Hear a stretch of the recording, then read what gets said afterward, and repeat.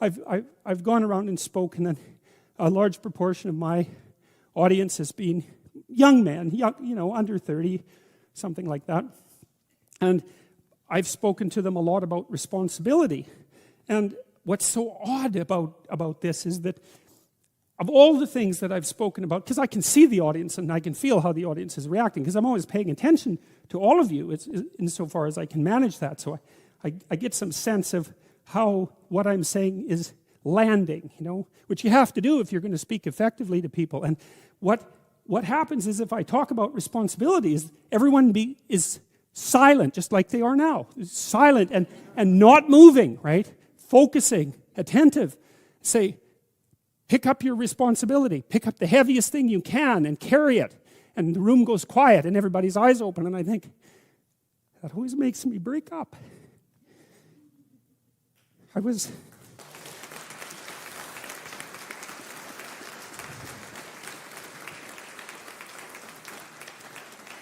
I don't know why. I was speaking to an English journalist today who was going to write an article in Spectator magazine, and I was talking about this, and at the same point in the discussion, I had the same emotional reaction. I don't really understand it.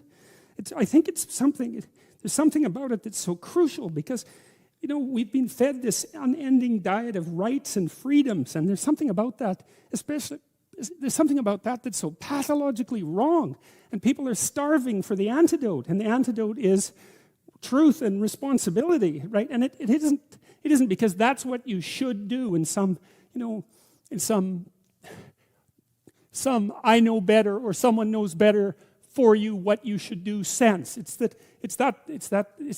the secret to a meaningful life, and without a meaningful life, then all you have is suffering and nihilism and despair and all of that, and self-contempt, and that's not good. And so it's necessary for men to stand up and take responsibility, and they all know that and are starving for that message. And the message is more that that's also a good thing, to stand up and take responsibility, because you're cursed so much now from when you're young with this notion that your active engagement with the world is part of what is destroying and undermining the planet and adding to the tyranny of the social systems. It's like, how about not so much of that, hey?